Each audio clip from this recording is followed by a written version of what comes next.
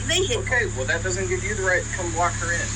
Well, I just needed to run in a few things, and instead of parking way down there, I stopped right here. Okay. Well, you created an issue, and now we're here. I'd like you to move I the car. created the issue. Yes, you did. This is hilarious. You could have parked anywhere, but you parked here. Not because that's my house, and I'm trying to run some things that were in my vehicle into the house. So if I blocked you in here and couldn't move and just she left. ain't going anywhere. She's You don't already know that. said it. What if she had a No, I medical did know emergency? that. You said it, and she Hold on. said it. What if she had a medical emergency and had to drive to the hospital? That's actually very possible because of my back issues. So, right? I haven't been not here very more neighborly. than 10 minutes. Are you kidding me? It's not very neighborly. Are you kidding me? Not at all. So now you can move your car or I'll have it towed. I was moving it. Go I ahead and do wasn't it. just here to unload some heavy Go ahead and do it then. stuff. I'll call a tow truck right now. Why Go. are you having the attitude with me? Get in your car and move it now. I am. TikTok. You have exceeded my patience. So we all remember this one. This actually got the most views out of anything on my channel. And I am providing an update. I did apply for a restraining order. The hearing was August 18th at 9 a.m. I went in expecting a battle for both of us to be locked in for months with lawyers and everything. I had lost a restraining order in Henderson County before, which had actually resulted in me buying my Glock that saved my life back in 21. So I was not about to go through that again, because when I lost that first restraining order, the girl ended up following me around and then trying to say I was stalking her, which the ironic part, her name was Sheila Wurzbach, or Wurzbach, I don't know how to pronounce it.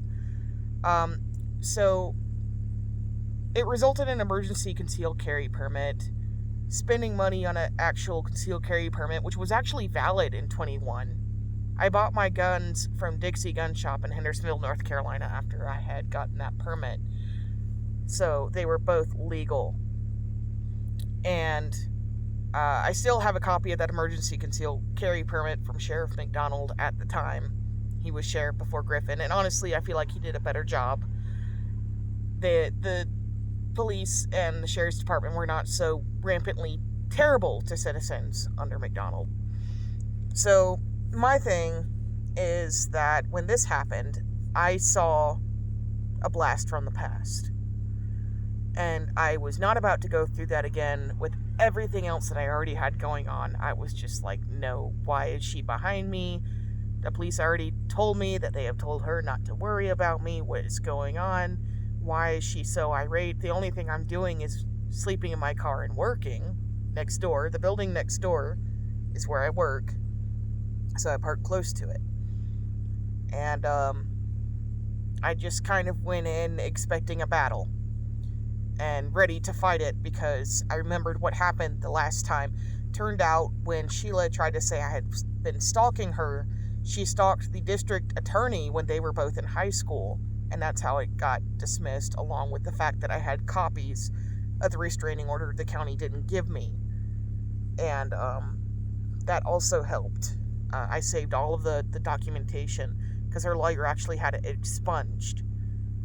So, her lawyer had also pulled courtroom intimidation. I didn't know courtroom procedure. I feel like that's why I had lost the restraining order.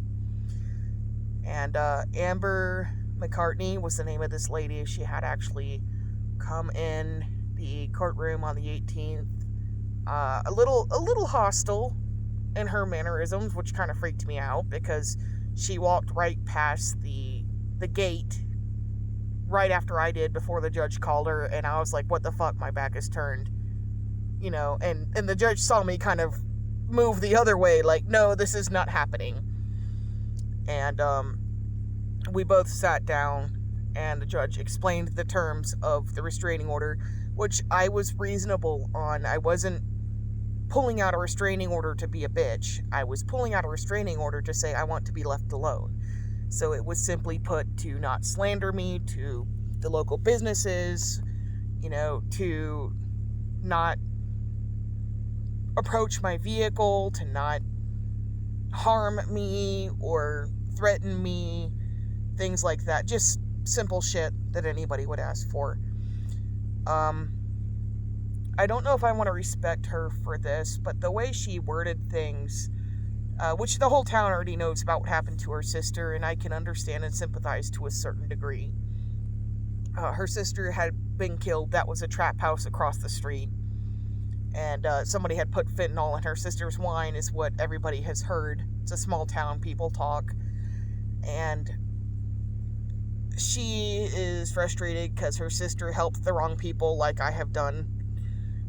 And I feel like she had directed a lot of that at me because I was just directly across the street.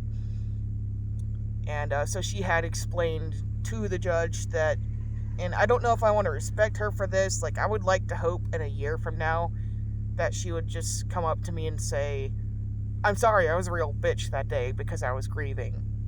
And I would be happy to shake hands with her. But I didn't know what to make of her reaction. It was just kind of shocking. She explained about her sister being murdered in the house. She explained that there have been constant break-ins and that it's a bad side of town and she has a problem with the high foot traffic, which there's nothing she can do about it. We are all frustrated with the high crime and the high foot traffic on this side of town, trust me. Like, she is not alone in that, and I do agree with that. But I'm just sleeping in my car. I'm not trying to break into her house. Don't want anything to do with her house.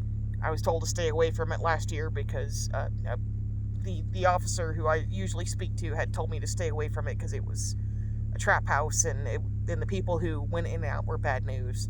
So I only parked close to this house after I had heard that the shady characters that were going in and out weren't going to be going in and out anymore. She had actually said her issue was not with me. And, I mean, if she was telling the truth, then I agree. My issue is not with her either. I don't have an issue with her. She kind of brought up me camping out to the judge, which I felt was kind of slanderous. There's a lot of people that actually park in this parking lot. We have homeless due to inflation, and we have homeless due to COVID. Now there's going to be something after inflation. We all know it. My reason is to be close to my job. And I have permission from every business in the shopping center now to stay in this parking lot because when everything happened and I made this video, she had actually threatened to tell the businesses that they needed to make me move, which resulted in me talking with every business in the shopping strip because I didn't want to be barred from those businesses because somebody was angry with me for no reason. So now I have permission from every business in the shopping center, which makes me feel a little more secure. And their reasoning is, okay, we don't care who stays out there as long as you're not littering, doing drugs, causing a problem, drawing shady characters, causing a problem for the business. And everybody at every business was just like, yeah, we've seen you out here, and we see that you just stick to yourself. The officer that was in the video, I've known him for a while. He's one of the good ones. I don't know the lady's name, but I've had a few encounters with her, and she is one of the ones that does care. So, we had a discussion about how I rarely leave my car when I'm not working. Okay, and I joked about how it's like seeing Bigfoot. And I told him that, one day I have actually thought about putting on a Bigfoot costume and just randomly emerging from my car. Because that's how rarely I leave my car when I'm not working. I am a hermit. I was a hermit growing up. I was a hermit when I had a house. I was a hermit when I had both of my apartments. I've always just kind of stuck to myself and had my small circle of friends. So that's what the joke was about. Like, oh shit, somebody actually was in the car. So I have the restraining order, and she accepted the terms. I don't know if I should take this as because she has no intention of breaking those terms, that she just doesn't care, which is how it came off. And if that's how it is, I am grateful. And, or I don't know if she would try something a year from now. I'm just going to see how things go. All in all, it went pretty well. I gained a little bit of respect for her. You know, I don't know if she felt bad. But to be honest, that was a very extreme way to react to the cops telling her that they weren't going to make me move because I wasn't breaking any laws. So it scared the crap out of me. You know, like, am I going to wake up to busted windows, slashed tires? I mean, she was irate enough to park behind me when I didn't even know she existed the day before. You know, those were the things going through my mind. So this issue is resolved, and it did leave me with a little bit more respect for this woman. And I hope that in the future, that even if the only thing we do is just leave each other alone, you know, that I'd be fine with that.